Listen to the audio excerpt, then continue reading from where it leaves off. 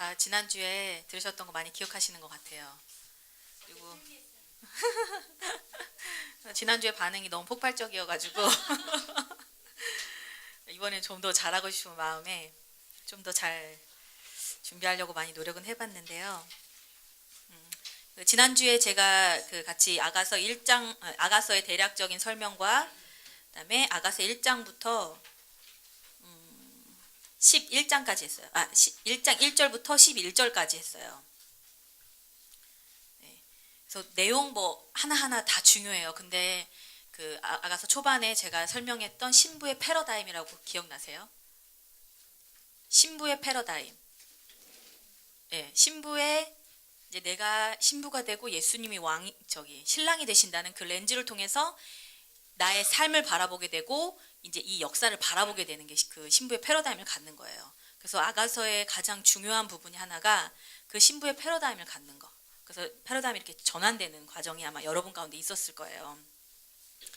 네, 잠깐 1강 내용 어제 했었던 거, 지난주에 했었던 거 잠깐 볼게요. 그래서 말씀의 입맞춤, 말씀의 입맞춤을 통해서 하나님과 친밀함을 통해서 나오는 그 즐거움을 발견하게 된 거예요. 그리고 하나님의 말씀이 그녀의 삶 가운데 실제적으로 풀어지는 것들을 경험하면서 그녀의 삶이 변하게 되는 거. 그 과정들을 좀 생각나시죠? 그 과정들. 그리고 아까 검다 아름답다 그거는요. 검으나 아름다우니 1장 5절에 나온 말씀인데 그것은 오빠들이 시켜서 검어진 게 아니고요. 왕 앞에 가니까 여인이 간사님이 말씀하셨던 건 6절이에요. 6절. 햇빛에 타서 햇빛은 이제 세상적인 어려움을 뜻하는데 예. 그래서 근데 그거를 좀 구분을 하셔야 돼요. 근데 이제 내가 다른 일을 하느라 검어지는 것과 그런데 왕 앞에 섰을 때 그냥 나의 본성 자체가 검다란 죄성을 발견하게 되는 과정. 그 과정 가운데 또 아름답다라는 것을 우리가 동시에 봐야 되는 거죠. 그거 기억해 주시고 그 다음에 다시 멀어졌을 때 주님 앞에 당신이 계신 곳이 어디냐고 물어봤을 때 주님이 이제 다시 친절하게 말씀해 주셔서 다시 여인이 주님 곁으로 갔죠. 그런데 실수하는 그 과정 가운데서도 주님이 그 여인의 갈망을 보시고 이 금사슬에 은을 박아 만들리라라고 하시면서 그 성부 성자 성령님께서 그녀의 삶을 아주 개인적으로 다루시는 그 의지를 드러내고 계세요. 여기까지 지난주에 했어요. 대충 다 이제 리뷰 다 되셨죠? 네. 이제 오늘은 아가서 1장 12절부터 2장 17절까지. 이거는 되게 길죠? 길지만 아마 빠르게 나갈 것 같아요. 네. 우선 말씀을 한번 읽어볼게요. 1장 12절. 왕이 상에 앉았을 때에 나의 나도 기름이 향기를 토하였구나. 왕이 상에 앉았을 때라는 거 이것이 무슨 의미인지 제가 여러 가지를 찾아봤는데 여러 가지 의미로 좀 해석이 돼 있더라고요. 왕이 상에 앉았을 때. 이거는 이제 우선 왕의 식탁을 한번 생각해 보세요. 왕의 식탁. 빕스 같은 데 가면 이렇게 막 많잖아요. 음식 많은 것처럼 왕의 식탁도 아마 막 술, 고기, 뭐 빵, 과일 풍성하게 엄청 차려져 있을 거예요. 이거는 왕이 이제 그 여인을 위해서 뭔가를 준비하는데 말씀에 더한 계시가 풀어지는 것을 뜻해요. 그래서 이제 그 여인이 어렸을 때는 히브리서 말씀에 5장 말씀에 내가 어렸을 때는 단단한 것을 먹지 못했는데 이제 장성한 자가 돼서 단단한 것을 먹는다는 말씀이 있잖아요. 그것처럼 이제 왕의 식탁에 앉았을 때 이제 새로운 말씀들을 더 경험하게 되는 거예요. 그래서 말씀이 축복의 말씀들만 원하는 게 아니라 이제 단단한 것도 씹을 수 있는 여러 가지 말씀들이 더 풀어진다. 이런 의미로 해석되어 있는 것이 있더라고요. 그래서 왕과 함께 많은 음식을 먹을 정도로 말씀에 대한 이해와 계시가 더 풍성해지기를 원하시는 예수님의 바람이 그 왕의 식탁 안에 이제 들어져 있다, 나타나 있다라고 해석하는 분이 또 계시고, 다른 해석으로 들어가 보면은 이제 제가 이 아가서 1장 12절을 저한테는 좀 특별한 구절인데요. 제가 이 구절을 이제 아가서 그 성경 공부 때 준비하면서 너무 좀 아닌 거예요. 마음에 확 와닿지 않는 거예요. 이 왕이 상에 앉았을 때라는 구절이 뭔가 좀 깊은 의미가 있을 것 같은데, 그래서 이 이제 가지고 이제 밤에 이 한 구절을 가지고 주님 왕의 상에 앉았을 때라는 것이 무슨 의미일까요 하면서 제가 이제 기도를 했어요. 묵상을 하면서 무슨 뜻일까 무슨 뜻일까. 단지 이렇게 많이 음식이 차려져서 뭐 음식을 많이 먹는 그거 좀 아닌 것 같은데, 왜냐하면 그 뒷부분에 나의 나도 기름이 향기를 토했다는 그게 있기 때문에 제가 더 깊은 것을 알기를 원해서 주님께 나아갔을 때 어떤 주님이 어떤 계시를 주시더라고요. 근데 그 계시가 이렇게 멀리서부터 탁탁탁 이렇게 다가오는데 뭐였냐면 어떤 예수님의 의지가 저한테 다가오더라고요. 그 왕이 식탁에 앉기까지의 그 의지. 그 왕이 여인을 위해서 뭔가를 아주 대단한 선물을 준비하고 싶으신 거예요. 너무 대단한 거. 그래서 내가 정말 사랑하는 이 여인을 위해서 뭔가 대단한 것을 준비하는데 헌신이 필요한 거예요, 왕이. 그래서 왕이 이 식탁을 준비하기까지의 그 의지, 내가 여인에게 헌신하겠다라는 그 의지. 그래서 왕의 식탁은 그때 주님이 저한테 계시해 주신 거는 십자가였어요. 왜냐하면 그 십자가 안에 놀라운 축복이 있잖아요. 그렇죠? 그 안에 모든 능력이 있잖아요. 네. 왕의 식탁처럼 품격이 있으면서 그 안에 기쁨과 뭐 여러 가지 맛있는 음식과 같이 여러 가지 주님이 준비해 주신 놀라운 것들이 그 안에 있다고 저는 이제 주님이 계시를 해주시더라고요. 십자가라는 것들을. 그래서 가장 좋은 거, 가장 귀한 것을 여인에게 주시고 싶었는데 그것이 바로 예수님의 십자가였던 거예요. 예수님은 그 여인에게 가장 좋은 것을 주기 원하셨는데 아담 이후로 우리 인간이 타락했잖아요. 그렇죠? 그래서 그 모든 권세를 사단에게 빼앗겼어요. 그래서 예수님께서 이 십자가를 통해서 그 빼앗겼던 모든 권세를 여인에게 돌려주시기를 원하시는. 그래서 왕이 그 십자가에 가기까지의 그 의지를 저에게 막 계시해 주시더라고요. 그래서 제가 이 구절을 딱 계시를 받으면서 많이 울었어요. 거기 너무 이렇게 계시가 되게 신기하게 다가오더라고요. 100m, 90m, 80m 쭉 이렇게 다가오는데 아무튼 예. 그러면서 이 말씀이 생각났어요. 주께서 내 원수의 목전에서 내게 상을 베푸시고, 똑같은 상이에요. 왕의 식탁, 왕의 상인데 그 상을 베푸시는데 그 기름이 기름으로 내 머리에 바르셨으니 내 잔이 넘치나이다. 그래서 그 원수의 목전에서 원수의 눈앞에서 내게 상을 베푸셨다. 이 상도 바로 십자가예요. 예수님이 우리에게 정말 주시기 원하셨던 놀라운 풍성한 음식들이 예수님의 그 십자가의 그 헌신이라는 거. 예. 그래서 그 십자가를 통해서 모든 죄와 저주, 질병뿐만 아니라 빼앗겼던 모든 권세를 우리에게 다시 베푸시는 그 놀라운 십자가의 사건이라는 것을 이 왕이 상에 앉았을 때라는 이 구절을 통해서 하나님 저에게 계시를 해주셨어요. 이 여인이 왕과 함께 그 식탁에 앉았을 때 그거를 발견하게 된 거예요. 아, 주님이 나를 위해서 뭔가 대단한 놀라운 것을 행하셨구나. 그 놀라운 헌신을 여인이 보게 된 거예요. 그 다음에 그 여인이 어떤 반응이 보이냐면 왕이 상에 앉았을 때 나의 나도 기름이 향기를 토하였다. 아까도 목사님이 꿈속에서 그 나드라는 그 기름을 취하셨다고 하셨잖아요. 그래서 나도 기름이라고 나왔는데 여기 나드예요, 나드. 예, 나드. 나드는 식물이에요, 식물. 식물인데 그 비싼 향수를 만드는 데 사용되었던 인도의 식물이에요. 아주 향기가 좋은.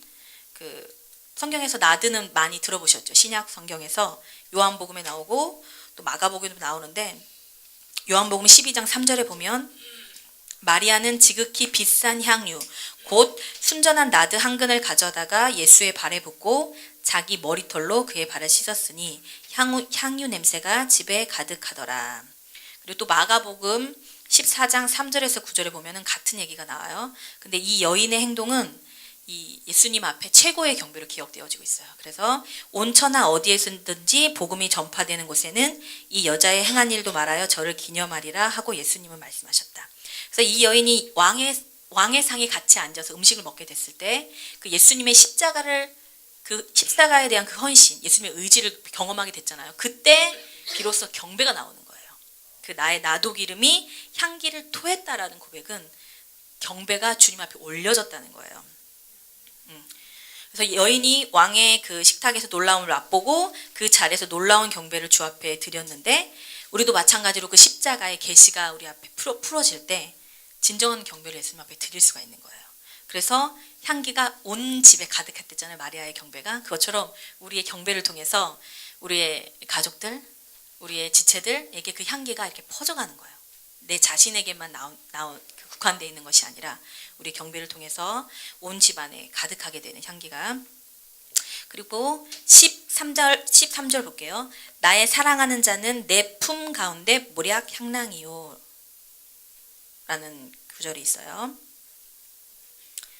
네, 내 사랑하는 자는 내 품 가운데. 모략이라는 것은요, 그 동아프리카, 인도, 아라비아에서 그 생산되는 향기 나는 고무 이렇게 수지래요. 그래서 그것은 되게 비싼 건데, 그리고 또 출애굽기에 보면은 화재에 붓는 기름으로 사용되어졌고, 그다음에 장사 지낼 때 시체에 바르는 모략이 또 성경 보면 나와요.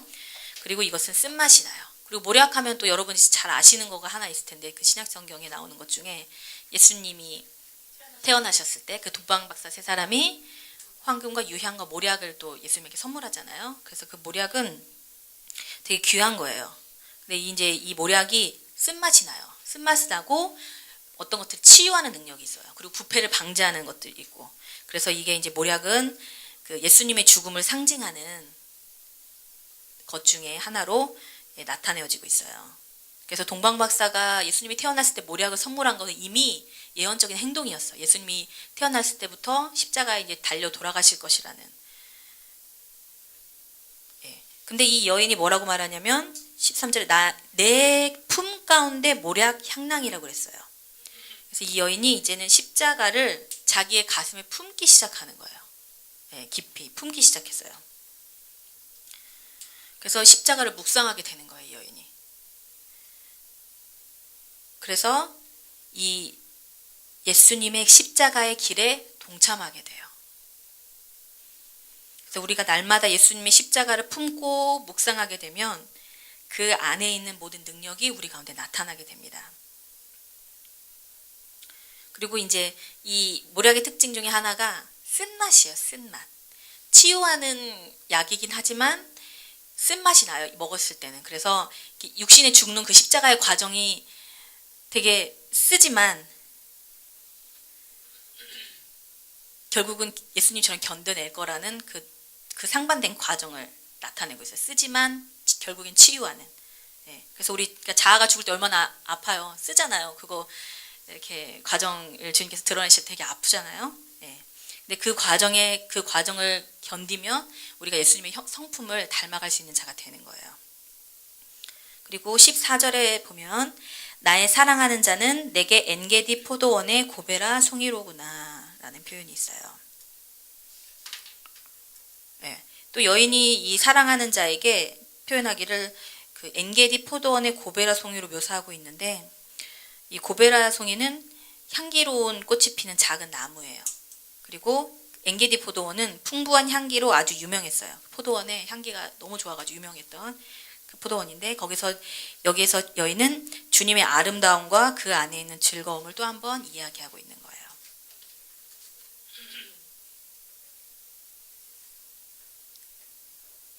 네, 그래서 여인이 왕이 상에 앉았을 때에 경배를 드리면서 그는 십자가를 품기 시작하고 다시 한번 주님의 아름다움을 얘기하고, 그 다음에 이제 계속 이게 이제 그 12장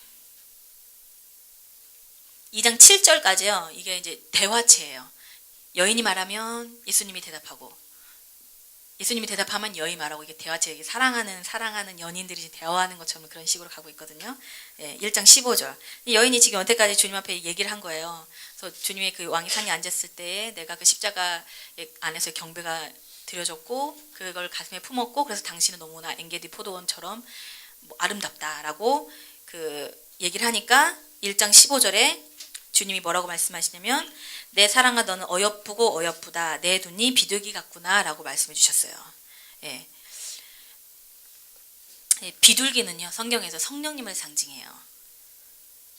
비둘기의 특징이 있는데, 비둘기는 시선이 이렇게 한 방향만 볼 수가 있대요. 우리는 이렇게 눈 돌려서 옆으로 이렇게 볼 수 있잖아요. 근데 비둘기는 한 방향만 이렇게 본대요. 시야가. 그래서 보려면 이렇게 고개를 돌려야 되는 거예요. 그래서 오직 앞만 보는 그 바라보는 비둘기의 시선이 특징이 있고, 또 하나는 뭐냐면 단 하나의 그 짝을 갖는데요. 이제 비둘기 한 쌍이 있었는데 한 쌍 중에 한 비둘기가 죽으면 다시 결혼하지 않는데요. 네, 그래서 예수님께서 너의 눈이 비둘기 같다라고 하시는 것은 우리가 예수님 다른 데 시선 돌리지 않고 예수님만 지금 바라보고 있는 그 순결함을 나타내는 것이고, 그다음에 그 다른 사람과 결혼하지 않는 그 예수님만 바라보는 충성됨을 나타내고 있는 거예요. 이 여인이 지금 사실은 그런 모습이 되지 못했어요, 아직은. 그렇죠? 초반이라서. 근데 예수님은 여전히 우리를 이미 그런 비둘기와 같은 모습으로 우리를 바라보고 계시는 거예요. 예, 그 다음에 또 여인이 그 말을 듣고 16절에 또 대답을 합니다. 16절, 17절 볼게요. 나의 사랑하는 자야, 너는 어여쁘고 화창하다. 우리의 침상은 푸르고 우리의 집은 백향목, 들보, 잣나무, 석가래로구나. 예, 계속 이제 뭐 어떻게 보면은 닭살 그런 멘트 같은 그런 멘트들이 계속 오가고 있는데, 예, 여기서 그 나의 사랑하는 자야 너는 어여쁘고 화창하다. 여인에게 또 이렇게 아름다운 예쁘다 예쁘다라고 얘기해 주시는 거예요. 그 다음에 침상에 나와요. 우리 침상은 푸르고, 예, 침상은 친밀함과 쉼을 의미해요. 그래서 예수님과 사랑 안에 거하면서 여인의 삶에 풍성함과 안식이 찾아왔음을 나타내고 있어요, 여인이. 그리고 푸르다라는 것은요, 신선함, 활기, 번영을 나타내요. 그래서 성경적으로는 의로움과 주님을 의지하는 삶을 푸른 것으로 많이 표현하고 있어요. 그 잠언 11장 28절에 보면 자기의 재물을 의지하는 자는 패망하려니와 의인은 푸른 잎사귀 같아서 번성하리라. 여기서 푸른 잎사귀, 의인을 푸른 잎사귀로 묘사하고 있고, 시편 23편 2절에 그가 나를 푸른 풀밭에 누이시며 쉴만한 물가로 인도하시는도다. 그래서 주님을 의지하는 삶에 대해서도 푸른 색으로 표현하고 있어요. 그래서 예수님과의 사랑과의 교제 안에서 여인이 이제 영혼의 안식을 찾은 거예요. 그 침상이 나의 침상이 푸르다라는 것은 영혼의 안식, 그리고 그 예수님 안에 있는 상쾌함, 새롭게 되는 것과 번영과 신선함을 누리게 되는 거죠. 그리고 우리 집은 백향모, 들보, 잣나무, 석가래로구나, 이런 표현이 또 있는데, 그 우리의 집이란 표현이 나왔어요. 집은요, 그리스도의 몸을 상징해요. 성경에서 그리스도의 몸. 에베소서 2장 22절에 보면 너희도 성령 안에서 하나님의 거하실 처소가 되기 위하여 예수 안에서 함께 지어져 가느니라. 예, 여기서 처소, 집이거든요. 그래서 하나님의 그리스도의 몸을 상징해요. 그리고 베드로전서 2장 5절에 보면 너희도 산 돌같이 신령한 집으로 세워지고. 네. 그래서 우리의 집이라는 표현은 그리스도의 몸이 이제 세워져 간다는 것을 의미하거든요. 그리고 백향목, 들보, 잣나무, 석가래가 나오는데, 백향목과 잣나무는요, 그 솔로몬 시대에 가장 오래가고 비싸고 아름답고 향기 나는 건축 목재였어요. 그리고 이 백향목과 잣나무가 실제로 성전을 지을 때 사용되어졌던 나무들이에요. 그리고 들보와 석가래라고 혹시 아세요? 들보? 석가래, 들보는 이제 기둥을 들보라고 하나요? 집 지을 때. 그리고 석가래는 지붕에 이 갈빗대처럼 이렇게 지탱하고 있는 걸 석가래라고 하는데, 이 두 가지는 뭐냐면 집을 지을 때 되게 중요해요. 근데 보이지는 않아요. 이제 겉에 외형적으로는 보이지 않지만 그 집을 구성하고 있는 구성 요소거든요. 예. 그래서 이 여인이 그리스도의 몸을 향한 중요성을 인식하게 되는 거예요. 그리고 자신 역시 성전으로 지어져 가고 있음에 대한 그 소망을 갖게 되는 과정을 이 구절에서 볼 수가 있어요. 에베소서 4장 16절에 보면 그에게서 온몸이 마디를 통하여 도움을 받음으로 서로 연결되고 결합되어 각 지체의 분량대로 역사하여 그 몸을 자라게 하며 사랑 안에서 스스로 세우느니라. 네. 그래서 우리 집은 백향목, 들보, 잣나무, 석가래로구나 했던 여인의 고백은 그리스도의 몸으로 각각 연합해서 뭔가 지어져 가고 있는 그리스도의 몸을 상징하고 있는 거예요. 2장 또 이제 그리고 여인이 뭐라고 말하냐면 2장 1절에 나는 샤론에 수선하여 골짜기의 백합화로다 라고 자기 자신을 표현했어요. 그 샤론의 수선한데 여기 그 영어로 보면 로즈예요. 샤론의 장미. 샤론의 장미는 하나님께서 그 광야를 얼마나 아름답게 만드시는지 묘사하기 위해서 사용되어졌는데 이사야서에 보면 이사야 35장 1절에 보면 광야와 메마른 땅이 기뻐하며 사막이 장미같이 피어 즐거워하며 예. 그래서 메마른 땅과 그 광야에 장미같이 피어나는 거. 그래서 그 광야를 어떻게 아름답게 만드는 것들을 얘기하고 있어요. 그녀는 이제 자기가 예수님의 마음을 이렇게 사로잡았다라는 그것을 정체성을 가지고 있는 거예요. 장미로서. 그리고 골짜기의 백합화는 골짜기는 이제 이 타락한 세상을 상징하거든요. 낮고 어두운 장소. 백합화는 순수함을 뜻합니다. 이게 백합화가 하얗잖아요.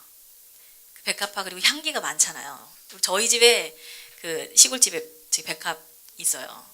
가을쯤 여름 지나고 그 가을 초가을쯤 되면은 와 냄새가 그 집에 들어가기 전부터 막 나는데 진짜 좋아요. 그리고 하얗고 너무 예쁘잖아요. 백합이. 이렇게 백합이 순수함을 상징해요. 그래서 이 여인과 이제 백합을 예수님은 동일화시키시거든요. 순수한 그 여인의 마음을 보시고 또 그녀는 이 자기를 샤론의 장미와 골짜기 백합화로 이렇게 고백하면서 자기의 정체성을 신부로서의 정체성을 다시 한번 이렇게 확인하면서 고백하는 장면이에요. 그래서 내가 예수님에게 그렇게 주목받는 샤론의 장미와 같은 존재라는 것과 그리고 순결한 백합화와 같은 존재라는 것을 여인이 이제 자기 입으로 고백하게 되는 시간이에요. 그러니까 예수님이 또 말씀하세요. 아가서 2장 2절에 보면 여자들 중에 내 사랑은 가시나무 가운데 백합화 같구나. 네, 가시나무라는 것은 죄의 결과로 나온 거예요. 그 땅이 저주를 받죠. 그 아담과 하와의 선악과를 따먹고 땅이 저주를 받아서 가시와 엉겅퀴를 낸다 그러잖아요. 그래서 그 가시나무는 죄를 상징해요. 근데 그 죄 사이에서 백합화 같다는 것은 그리스도의 신부가 이 타락하고 어두운 그 죄된 세상 가운데 거룩함과 순결함으로 서 있는 것을 뜻해요. 그러면서 이 여인이 나는 사론에 수선하여 골짜기 백합화로구나 고백하니까 이 예수님께서 이 여인의 고백을 확증시켜 주시면서 계속해서 여인에 대한 그 사랑을 계속 드러내시는 거예요. 남자분들 잘 아시면 여자들 되게 좋아할 것 같은데 준이 꼭 써먹도록 해 알았지? 근데 예쁘다고 하면 참 좋더라고요. 저도. 근데 맨 처음에 결혼했을 때는 저는 제가 예쁘다고 생각을 하지 않으면서 살아왔어요. 그래가지고 목사님하고 결혼했을 때 목사님이 이제 자고 일어나면 맨날 아침마다 예쁘다고 그렇게 해주는 거예요. 너무 예쁘다고. 아 참.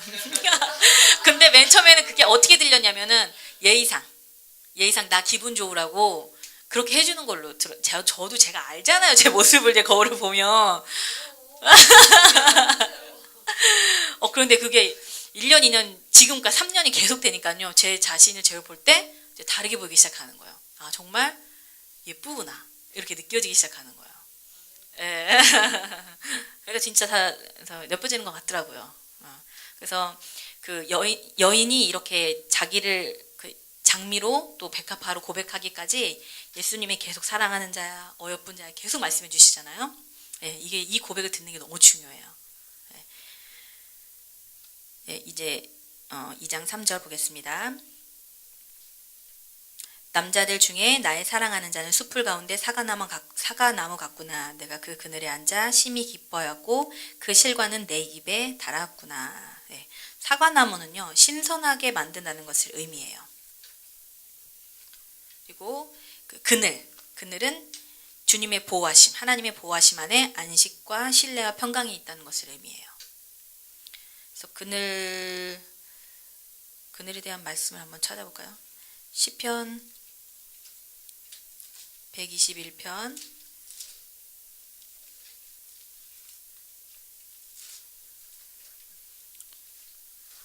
5절에서 8절에 보면은 여호와는 너를 지키시는 자라. 여호와께서 내 우편에 그늘이 되시나니 낮에 해가 너를 상치 아니하며 밤의 달도 너를 해치 아니하리로다. 여호와께서 너를 지켜 모든 환난을 명케 하시며 또 내 영혼을 지키시리로다. 여호와께서 너의 출입을 지금부터 영원까지 지키시리로다. 예, 그늘은 보호하심 아래 있는 안식과 평안이에요.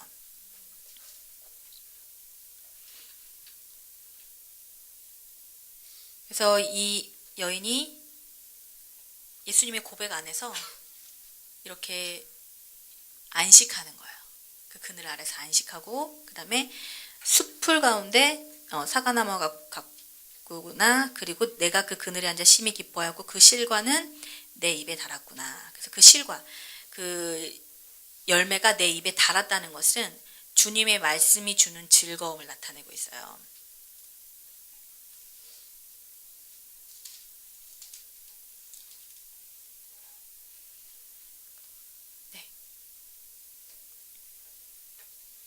꿀보다 달달하는 그 성경의 말씀도 주님의 말씀이 내 입에 꿀처럼 달달하고 느껴지는 것이 이 실과는 내 입에 달았구나랑 같은 의미로 사용되어지고 있습니다.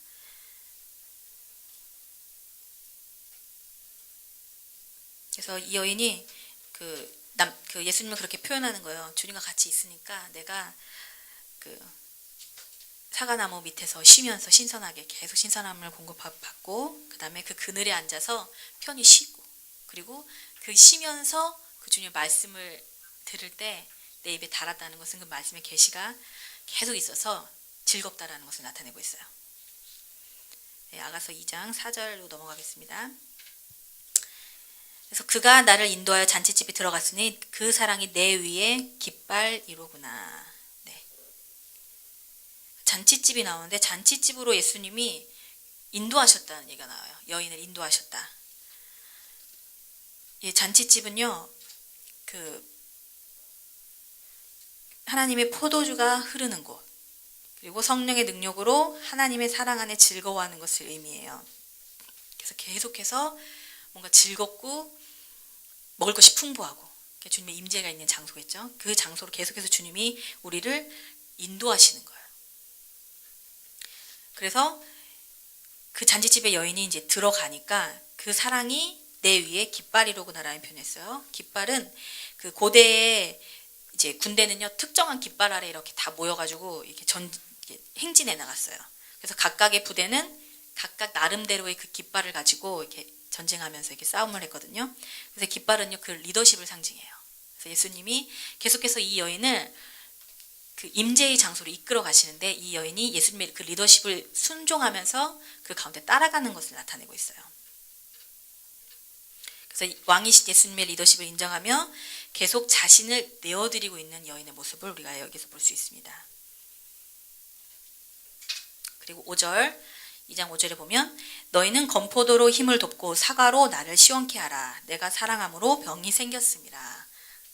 네. 그래서 건포도는요, 말린 포도잖아요. 포도주는 이제 성령님 상징하는데, 성령님의 사역을 상징해요. 건포도는. 이것은 이제 여인이 예수님과 더 깊은 친밀한 가운데 계속 들어가고 있어요. 그리고 더 깊은 계시를 받고 있고. 그런데 왜 성령님의 도우심이 필요하냐면, 때로는 우리가 이제 그 임재를 경험했을 때 몸이 좀 지칠 때가 있어요. 성령님께서 강력하게 임하셨을 때 그 집에 가면 이렇게 힘든 그 경험들 많이 좀 해보셨을 분이 계실 거예요. 우리 저희 그 주일에 신수건이가 이거 성령님이 너무 임해 주셔가지고 몸이 너무 힘들다. 이거 내가 견딜 수 있을까? 아가서 저기 하면서 그런 걸 나눴거든요. 이해가 돼요. 저희도 막 그 베니 목사님 집회 간사님이랑 예전에 막 이렇게 다니고 그럴 때 성령님 임재가 너무 강하니까 다 쓰러지잖아요. 일어나려고 해도 일어날 수가 없어요. 그래가지고 몸이 이렇게 힘든 상태. 그리고 이제 기도 중에나 예배 중에나 이렇게 개인 예배 때나 또 회중 예배 때 성령님께서 그렇게 임해 주시면 몸이 편하진 않아요. 네. 그래서 때로는 좀 이렇게 성령님의 오심을 절제하기도 하고, 그리고 이제 우리 아이야 그 부산에 갔을 때도 그 웃음의 영 임했을 때, 그리고 또 성령이 임하니까 막 축사되기 시작하니까 몸이 막 되게 힘드셨을 거예요. 그 축사되시는 분들 막 이렇게 토하고 막 울기도 하고 탈진 상태가 되기도 하고, 그리고 막 막 웃으니까 막 힘들고 그런 상태. 지금 여인이 그 상태까지 간 것 같아요. 계속 성령의 임재로 계속 이끌어 주시는 거예요. 그러니까 이게 힘드니까 건포도로 내 힘을 도와달라. 성령님의 도우심을 간구하고 있는 거예요. 예, 이제 강력한 성령이 임할 때는 우리 몸이 반응을 해요. 그래서 때로는 힘들 때가 있어요. 그래서 이제 사도 요한을 보면 오늘도 요한계시록 목사님 말씀하셨는데 계시록 1장 17절에 보면 내가 볼 때에 그 발 앞에 엎드려 죽은 자 같이 되매 그가 오른손을 내게 얹고 가라사대 두려워 말라 나는 처음과 나중이니. 예, 뭔가 보좌 앞에 하늘에 3층전에 올라가서 예수님을 딱 대면했을 때 그 사도 요한이 완전 몸에 힘이 빠져서 죽은 자 같이 다 엎드려지는 거예요. 예, 이런 상황이 된 거죠, 여인이. 예, 때론 이 강력한 그 영적인 체험이 육체적인 소모를 가져올 수도 있는데 주님은 우리의 영혼이 그의 영광스러운 임재 안에서 그것을 견디고 즐길 수 있도록 성령님을 보내주셔서 도와주신다는 거예요. 그래서 그 여인이 너희는 군포도로 내 힘을 돋고 사과로 나를 시원케 하라. 내가 사랑함으로 병이 났다. 예, 그래서 내가 사랑함으로 병이 났다라는 이 상사병에 대한 표현이 처음 나와요. 유명하죠. 이 러브식이란 단어 영어로. 그래서 뭐 러브식 워시퍼에서 상사병이 난 그 경배자들에서 많이 그런 표현을 많이 하잖아요. 그래서 이 구절에서 나온 거예요. 그래서 결국 여인이 상사병이 났는데 이 여인이 왜 상사병이 났을까? 지금 임재가 너무 충만한데, 그 지금 너무 강력해서 어쩔 줄 모르고 있는 이 상황에서 이 여인이 왜 상사병이 났을까요? 이 상사병이란 것은 남자나 여자가 마음에 둔 사람을 몹시 그리워해서 생기는 마음의 병이에요. 약이 없어요, 이거는. 네. 상사병 좋은 병인데 이거는. 네. 여인은 이제 그 주님으로 인해서 강력한 사랑을 느꼈잖아요. 그래서 그것을 갈망하게 된 거예요. 근데 이제 주님이 우리에게 계시해 주시는 방법이 있는데 하나님은 그 세상의 즐거움처럼 막 그 짜릿하고 막 순간적인 이런 것들을 주시지 않아요. 그래서 그 여인에 맞게끔 단계마다 아주 천천히 사랑을 주시는 거예요. 그 여인은 계속 더 원하는 거예요, 그것들을. 네, 그래서 그 중독적인 하나님의 사랑을 이끌어 가신 하나님의 사랑의 방법이에요. 그 어떤 사람들은 이런 것을 경험해 보지 못한 사람들은요, 찾을 수조차도 없는 거예요, 이것들을. 그렇죠? 네. 제가 이제 창진이랑 대화를 하면서 창진이가 창진이 제 남동생이에요. 근데 너 하나님 없이 살 수 있냐? 그랬더니 살 수 있다고 하더라고요. 그래서 어떻게 하나님 없이 살 수 있냐? 그래서 대화를 좀 해봤어요. 아주 옛날 얘기예요. 지금 일이 아니고. 그래서 창진이랑 얘기를 해보니까 자기는 하나님 없이 살 수 있다는 거예요. 네. 많잖아요. 세상 사람들 다 하나님 없이 잘 살잖아요. 맞죠? 그래서 창준아 나는 근데 하나님 없이는 못 산다. 왜? 내가 하나님을 경험했기 때문에. 자기는 정말 하나님을 찾고 싶은데 그 마음이 안 생긴다는 거예요. 한 번도 경험해보지 못해서. 좀 이해가 가더라고요. 그래서 그렇구나. 경험해보지 못해서 너는 어떤 모르는 것을 얘는 찾고 있는 거잖아요. 근데 창진아 나는 그것을 경험했기 때문에 경험하고 나니까 없으면 못 살겠네. 그래서 계속 그것을 추구하게 되는 이 이제 여인의 이런 상태가 되는 거죠. 음식도 마찬가지예요. 어떤 미식가들은 계속 맛있는 것을 찾아다니는데 왜 그 맛을 봤기 때문에. 네. 그것처럼 하나님의 사랑의 강력한 경험을 한 여인이 결국에는 이 상사병에 걸려서 계속 찾아가는 거예요. 근데 여러분이 만약에 하나님의 사랑을 추구하고 하나님의 임재를 추구하는 자들이라면요, 경험하신 분들이에요. 뭔가를 어떤 하나님의 그 사랑을 경험하신 자들. 여기까지 오늘 철학까지 하시는 거 보면 아주 강력한 사랑을 경험하신 분들 같아요. 네. 이제 성경에 보면은 이 상사병에 걸린 사람이 한 명 나와요. 다윗이라는 사람. 네. 다윗은 시편 42편 1절에서 2절에 보면 뭐라고 고백하냐면 하나님이여 사슴이 시냇물을 찾기에 갈급한 같이 내 영혼이 주를 찾기에 갈급하나이다. 내 영혼이 하나님 곧 살아계신 하나님을 갈망하니 내가 어느 때에 나아가서 하나님의 얼굴을 배울까. 이런 고백을 해요. 그리고 또 시편 27편 4절에 보면 이제 잘 아시는 말씀인데 내가 여호와께 바라는 한 가지 일 그것을 구하리니 곧 내가 내 평생에 여호와의 집에 살면서 여호와의 아름다움을 바라보며 그의 성전에서 사모하는 그것이라 라고 고백하고 있어요. 예, 이게 아주 상사병에 걸린 다윗의 대표적인 고백이에요. 예, 그냥 다른 거 구하는 게 없었다. 한 가지만 구한대요. 하나님의 그 아름다움. 그 집에서 나오는 주님의 임재를 갈망하는 마음이 다윗 안에 있었다는 거예요. 그래서 사슴이 정말 시냇물을 찾기에 갈급함 같이 그 주님을 찾았던 이 여인처럼 다윗이 그런 삶을 살았던 거예요. 예, 그래서 여인이 그 러브식이란 단어를 여기서 처음 이제 상사병이라는 단어가 나오는데, 제가 이제 미국 갔을 때 이 러브식이란 그 단어가 들어간 그 노래를 처음 들었어요. 그 상사병에 걸렸다라는 것을 노래로 표현하니까 되게 마음이 와닿더라고요. 그래서 나는 항상 이 상사병에 걸린 상태라고 그 이제 노래 가사에 보면 I'm always lovesick 이렇게 하거든요. 근데 그 단어를 듣는데 되게 마음에 와닿더라고요. 그래서 막 이렇게 한국 와서 막 그걸 찾아가지고 막 계속 듣고 그랬었는데, 예, 그 우리가 이 여인처럼 계속 이 사랑에서, 주님의 사랑에서 병이 난 상태로, 어떻게 보면 중독된 상태로 계속 주님의 이끌리심을 받아가고 있는 거예요. 우리 그 과정 가운데. 예. 네, 잠깐만요. 네, 27편 4절하고 42편 1절에서 2절입니다. 그래서 우리가 갈망하면 갈망할수록 더 귀한 것들 하나님이 여러분 가운데 풀어주실 거예요.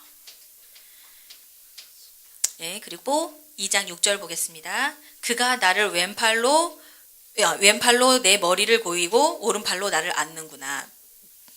여인은 이제 하나님의 두 가지 활동을 이해하게 되는데, 하나는 왼팔의 활동이고 하나는 오른팔의 활동이에요. 왼팔로는 머리를 고이고 오른팔로는 앉는 거죠. 좀 포즈 생각나세요? 왼팔로 머리 베게 해주시고 이렇게 앉는 거. 네, 다 좋아하는 포즈잖아요, 여자들이. 다 이렇게 딱 앉는 거. 네.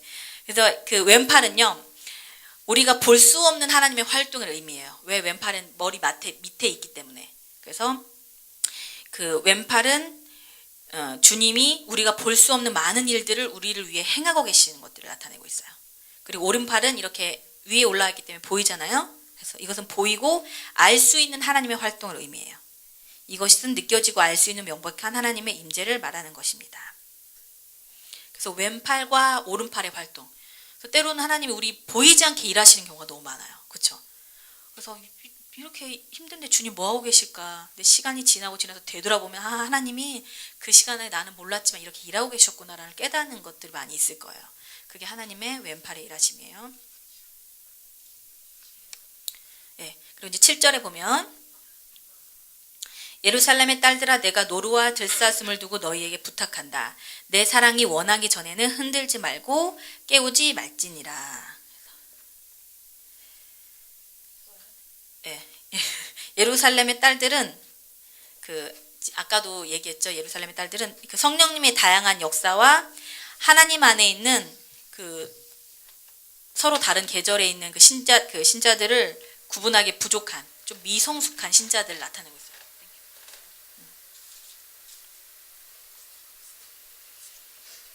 예, 그래서 예수님이 여인을 위해서 예루살렘의 딸들에게 부탁하는데 뭐라고 부탁하시냐면 노루와 들사슴을 두고 부탁하신대요. 노루와 들사슴은요, 쉽게 놀래요. 이렇게 막 쉽게 놀라는 특징을 가지고 있어요. 그래서 이제 어린 신부와 관계하는 데 있어서 부드러움과 그 섬세함의 중요성을 말하는 거예요. 그래서 예루살렘의 딸들아, 내가 노루와 들사슴을 두고 너에게 부탁하니까 내 어린 신부가 지금 놀래지 않게 너네들이 조심 좀 해줘라 이렇게 부탁하는 거예요. 네, 그리고 그 뒤에 보면 내 사랑이 원하기 전에는 흔들지 말고 깨우지 말지니라 라는 표현이 있는데, 여인이 이제 왼팔로 머리를 고이고 오른팔로 주님이 안아주시면서 이제 완전히 안식 가운데 들어간 거예요. 잠을 들은 거예요. 그러니까 예루살렘의 딸들에게 말하면서 이 신부가 원할 때까지 깨우지 말라는 거예요. 그러니까 조심하라는 거. 깨우지 말고 흔들지도 말라는 거죠. 네, 우리가 이제 여기서 중요하게 봐야 될 게 뭐냐면, 성도들은 이제 각각 다 하나님의 다루심이 다 틀리잖아요. 성장도 틀리고 지금 지나가고 있는 계절도 다 틀려요. 영적인 계절도. 근데 다른 계절에 있는 자들과 관계할 때는 이렇게 예수님처럼 부드럽고 섬세한 그 시각을 가지고 바라보는 것이 상당히 중요해요. 우리가 때로는 이제 자신이 경험한 영적인 세계가 다인 것처럼 이렇게 좀 이렇게 저기 사람들을 대할 때가 있는데, 예수님은요 각 지체마다 되게 부드럽고 섬세하게 그 사람에 맞게끔 하나님께서 이끌어가고 계신다는 거예요. 그래서 그들을 만져가시고, 그래서 우리가 다른 이들을 쉽게 판단하거나 다른 이들에게 자신의 신앙 방식을 강요해서는 절대 안 돼요. 나는 이렇게 하나님이 일하셨는데 저 사람에게는 나와 똑같은 방식으로 일하시는 하나님이 아니세요. 왜? 각자 자라는 환경과 성격과 모든 것이 다 틀리기 때문에. 그래서 우리가 지체들과 이제 교제를 할 때 예수님의 눈으로 잘 봐야 돼요. 내가 가진 거, 내 진리, 나 이거 오늘 이거 깨달았으니까 너도 이걸 깨달아야 돼라고 주입하는 방식으로, 강요하는 방식으로 판단하거나 쉽게 판단하거나 그러면 절대 안 돼요. 네. 그리고 예수님은 신부가 아직 어리다는 것을 알고 있어요. 그래서 그 신부가 여전히 혼동으로부터 보호되어야 한다는 것을 알았기 때문에 그 신부가 원하기 전까지는 흔들지 말고 깨우지 말라고 말씀하고 있는 거예요. 근데 이제 이 재밌는 것은 이 똑같은 구절이요, 아가서에 3번이 나와요. 2장 7절 한번 나왔죠? 그 다음에 3장 5절 한번 볼래요? 3장 5절. 3장 5절 보면 똑같아요. 예루살렘 여자들아, 내가 노루와 들사슴으로 너에게 부탁한다. 사랑하는 자가 원하기 전에는 흔들지 말고 깨우지 말지니라. 똑같은 말. 이제 이건 이제 또 두 번째 안식인데, 첫 번째 안식, 두 번째 안식, 그 다음에 또 8장 4절 한번 찾아볼게요.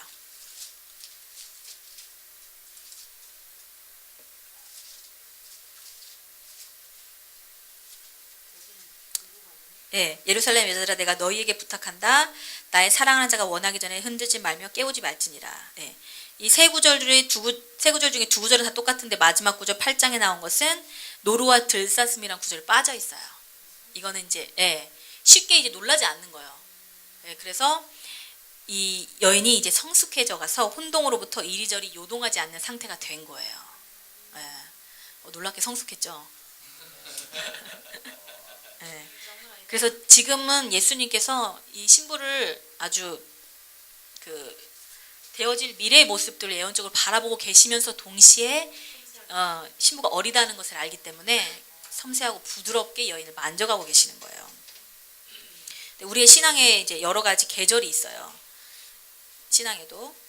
근데 그 봄, 여름, 가을, 겨울로 이렇게 비교를 해보면 그 진리의 새로운 씨앗을 뿌려주시는 계절이 있어요.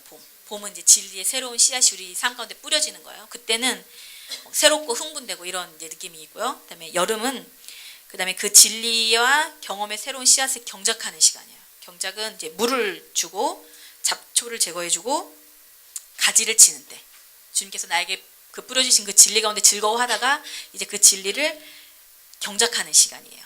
이 계절에는 성장이 있지만 뜨거운 햇빛이 있잖아요. 뜨거운 햇볕 아래서 우리가 좀 노동을 해야 될 필요가 있는 그 계절이 또 있어요. 그리고 가을은 추수의 계절이에요.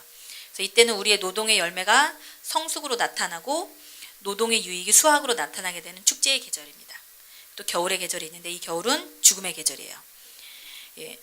추수 후에 겨울이 따라오고 모든 것이 죽게 되는데 이 겨울에는 무엇을 하냐면 내년의 추수를 위해서 땅을 준비하는 시간이에요. 그래서 우리 영적의 그 성숙 단계를 보면 계단처럼 올라갔다가 이렇게 누리는 시간이 있고 또 올라갔다 누리는 시간이 이렇게 계속 이게 영적인 계절이 반복되는 것들을 볼 수 있는데, 이 자연계가 사계절이 계속 반복되잖아요. 그것처럼 신앙의 여정에도 이런 계절들이 우리 가운데 계속 반복이 될 거예요. 근데 하나님은 우리 삶에 그 각각마다 계시해주고 싶은 부분이 다 달라요. 그래서 영적인 계절이 다 똑같을 수가 없어요. 어떤 분들은 새로운 진리의 씨앗을 뿌리시는 하나님의 과정이 있고 그것을 자라게 하시고, 어떤 분들은 결실을 맺을 때가 있고, 또 어떤 분들은 그 겨울의 과정을 겪으면서 땅을 준비하는 과정이 있어요. 또 새로운 씨를 받기 위해서. 그래서 성령님 우리 인생의 계절을 아주 잘 아시기 때문에 각 시기마다 그때마다 필요한 것들을 예수님이 공급해 주실 거예요. 그래서 우리 지체들도 서로 바라볼 때 왜 쟤는 왜 저렇게 행동하나 왜 쟤는 저런가 그렇게 판단하시거나 그러시면 안 돼요. 절대로. 그래서 그 각 사람 안에 있는 계절, 예수님이 한 지체를 그렇게 부드럽고 섬세하게 대하시는 것처럼 우리도 지체들 그렇게 바라봐야 됩니다. 예, 이제 이 아가서 2장 7절까지 이제 큰 단락이 끝났어요. 1장 1절부터 아가서 2장 7절까지가 큰 단락이거든요. 한 부분인데 이 부분이 이제 이 여인이 주님 안에서 깊은 안식 가운데 들어가는 800일을 하고 잠이 들어서 완전히 잠드는 게 그게 안식이 들어가는 건데 안식 가운데 완전히 들어갔어요. 완전히 들어갈 수 있는 것은 그 십자가를 경험했기 때문에 처음에 경험했을 그 사랑하시는 자 그다음에 왕으로서 자기 자신을 위해서 그 십자가를 내어주기까지 자기를 사랑하고 대가를 치르신 그 하나님의 그 모든 것들을 여인이 조금씩 받아들이게 되면서 자신의 정체성이 내가 이렇게 사랑받기에 합당한 존재구나. 내가 이렇게 예수님께 특별한 존재구나 라는 것을 인식하면서 그 안에서 완전한 쉼을 누려요. 네. 근데 우리가 이 첫 번째 이 정체성 안에서 쉼을 누리지 못하면요. 신앙생활은 계속 불안정해요. 네. 내가 주님 앞에 사랑받지 못하는 존재. 때론 하나님 나에게 화나시지 않을까라는 그런 계속 두려움의 존재로만 인식된다면 절대로 쉼을 누릴 수가 없는데 이 여인은 완전 쉼을 누리는 단계가 지금 지난 거예요. 그 다음에 주님이 또 다시 새로운 예수님의 모습을 또 계시해 주세요. 이게 이제 아가서 2장 8절부터 이제 나오는 이야기인데요.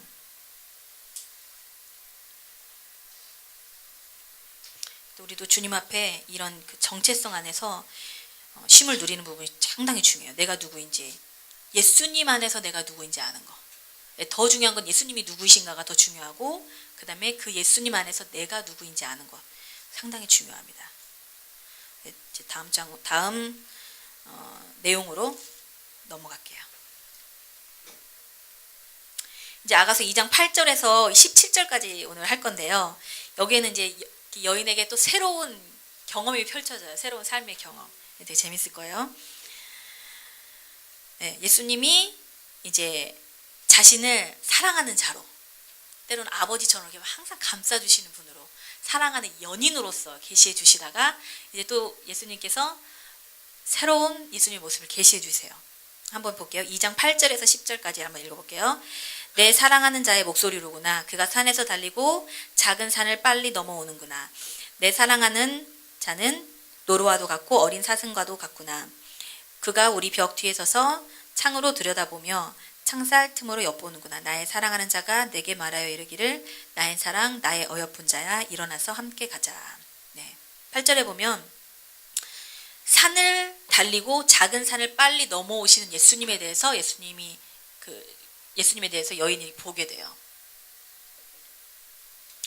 이것은 어떤 예수님에 대한 계시냐면 예수님은 다스리시고 전쟁하시고 정복하시는 예수님에 대해서 새로운 계시를 여인이 받게 되는 거예요. 그동안에는 그냥 한없이 부드러운 연인으로만 사랑하는 자로만 인식되어졌고 한없이 받아주고 끊임없이 사랑하신 아버지로서의 모습만 보여졌었는데 이제는 산을 넘고 산은 이제 장애물을 상징하거든요. 그 산을 넘고 작은 산을 빨리 달리시는 예수님의 새로운 모습을 계시해 주세요. 그리고 내 사랑하는 자의 목소리로구나 라고 여인이 말하면서 이제 이 여인은 그 예수님의 목소리를 분별할 수 있게 돼요. 안식 가운데 들어가서 친밀함 가운데 이제 목소리를 분별할 수 있게 되고 그다음에 산을 달리고 넘고 계시는 예수님을 보게 됩니다. 노루와 어린 사슴으로도 표현이 되어 있는데 노루 어린 사슴은 끊임없는 에너지로 산을 쉽고 빠르게 올라가는 능력을 갖추고 있습니다. 예수님은 다스리시는 왕이세요. 이 부분에 계시는 우리 교회에서는 많이 풀어졌어요. 여러분들 많이 다스리시고 정복하시는 전쟁하시는 예수님에 대해서 많이 알고 계실 거예요. 근데 이 여인이 이제 이 새로운 예수님의 계시를 받게 되는 거예요. 근데 이제 저희가 예수님이 이 땅에 오신 목적 중에 하나가 가장 중요한 건 우리 사랑을 받으시고 우리로 그러니까 교제하기 원하시는 예수님이 있지만 예수님이 이 땅에 오신 목적이 또 하나의 목적이 있어요. 한번 찾아볼게요. 시편 102편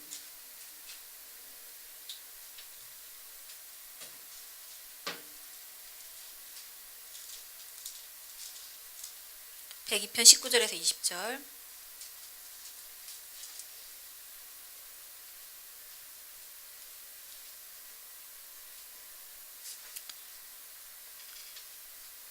여호와께서 그 높은 성소에서 하감하시며 하늘에서 땅을 감찰하셨으니 이는 갇힌 자의 탄식을 들으시며 죽이기로 정한 자를 해방하사.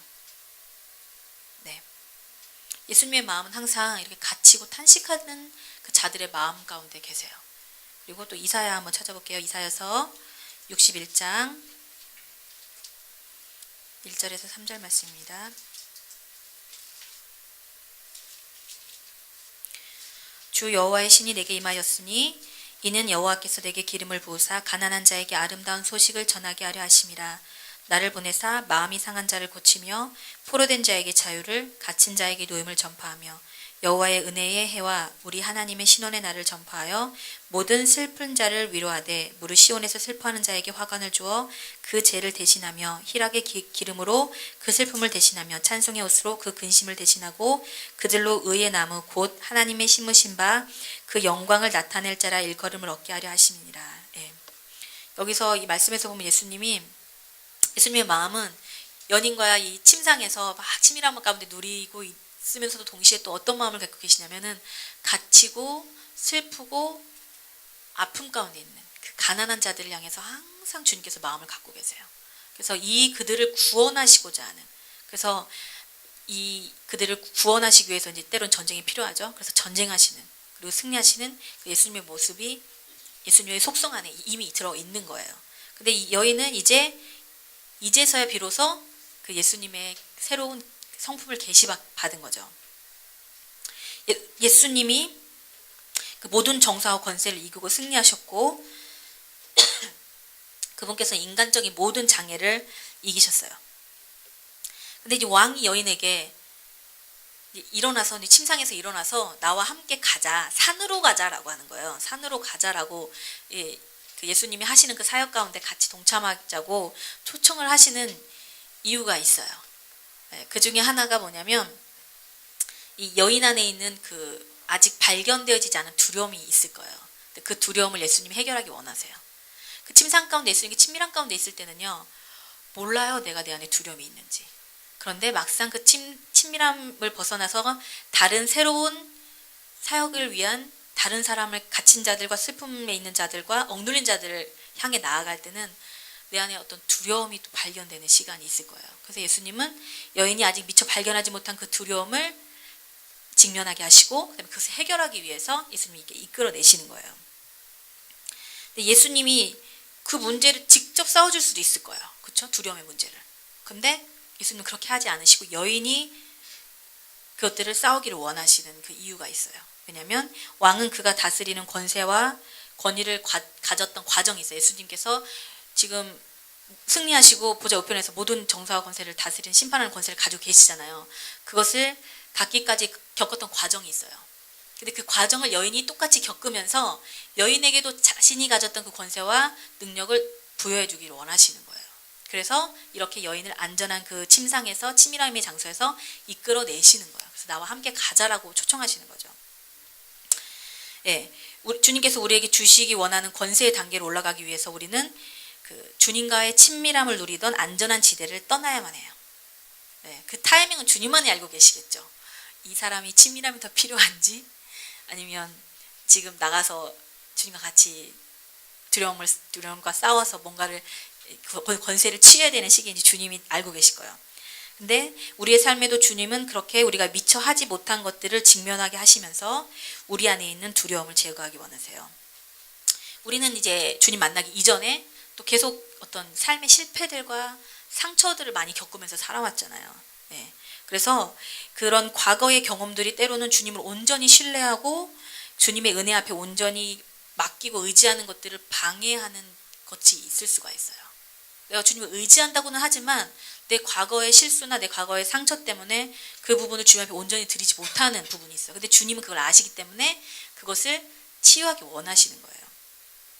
그래서 우리의 가정, 사역, 일터 또는 사랑하는 사람 사이의 관계 사이에서 문제가 발생할 수 있어요. 그럴 때 우리는 문제를 해결하기보다는 어떤 반응을 취하냐면 두려워서 자기 자신을 딱 보호하게 되는 거예요. 뭐 그런 반응 있잖아요. 저희 목사님이 어렸을 때 이제 사기 어떤 40대 초등학교 때 40대 아저씨한테 이제 사기를 받았는 사기를 당했는데 그런 비슷한 사람만 보면은 이제 못 믿는 거죠. 두려움이 딱 다가오는 거. 그리고 저희 이제 결혼 생활, 결혼하기 그 연애 과정 가운데 또 그 이혼의 그런 여성으로부터의 엄마로부터의 거절받은 그 상처가 있어요. 근데 이미 예수님을 만나고 나서 다 치유되고 회복된 줄로 생각했었는데 하나님이 또 다시 이끌어내셨을 때는 여전히 그 두려움이 존재하고 있는 것을 발견했어요. 그죠? 그랬을 때 자신을 계속 보호하고 그 안에 갇혀 있으려고 하는 욕구가 되게 강했어요.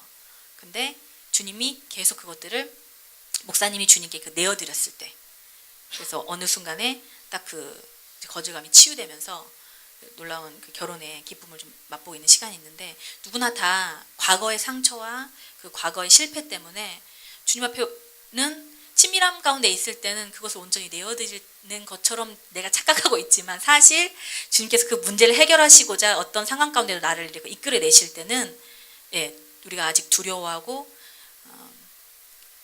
망설이는 그런 이것을 저희가 발견하게 돼요. 근데 왜 주님이 굳이 그렇게 하시냐면 그런 것들을 정말로 실제로 해결해서 권세를 주시기 위함이에요. 지금 가정의 그 상처를, 이혼의 상처를 해결하고 났을 때 얼마나 수많은 이혼의 가정들이 와서 목사님을 통해서 많이 세워지는 것도 제가 보거든요. 네. 너무 놀라워요. 저는 제가 할 수 없는 사역들인데, 그 있잖아요, 자살 우울증, 그 이혼 전담 전담 사역자로 많은 사람들에게 소망을 주고, 예수님이 그 권세를 주시기 위해서 친밀한 가운데 이렇게 그 상황을 이끌어내시는 거예요. 그때 얼마나 자기 자신을 주님 앞에 내어 드리느냐에 따라서 권세가 주어져요. 그래서 우리가 이기는 사람들이잖아요. 그래서 더 이상 자기 자신을 보호하고 변호하고 이러는 것 대신에 이제는 주님 앞에 자기 있는 모습 그대로를 두려움 가운데 이것을 주님 앞에 내어 드리면서 그 권세를 받기를 주님이 원하시는 거예요. 네. 그리고 2장 9절에 계속 보면 8절에 작은 산을 빨리 넘어오는구나. 그리고 나의 사랑하는 자는 노루와도 같고 어린 사슴 같아서 우리 벽 뒤에 서서 창으로 들여다보며 창살 틈으로 엿보는구나. 주님이 우리 벽 뒤에 서서 창으로 들여다보고 창살 틈으로 엿보시는 것은 어떤 의미냐면 그 여인이 깨어났는지 조심스럽게 살피면서 여인을 이끄시는 거예요. 아까 예루살렘 여자들에게 주님이 말씀하셨잖아요. 너네 이 여인이 원하기 전까지는 흔들지도 말고 깨우지도 말아라. 그래서 예수님이 역시 이렇게 삶에서 새로운 그 경험으로 이끌어 가시기 전에 여인의 그 상황을 살며시 보고 계시는 거예요. 여인이 깨어났는지, 친밀함에서 더 있어야 되는지, 아니면 이제는 내가 이끌어도 되는 시기인지 이렇게 부드럽게 살펴보시는 예수님의 모습을 볼 수 있습니다. 그리고 나의 사랑하는 자가 내게 말하여 이르기를 나의 사랑 나의 어여쁜 자야 일어나서 함께 가자. 그래서 창살 틈으로 엿보고 나서 이제 함께 가자고 여인에게 초청하시는 거예요.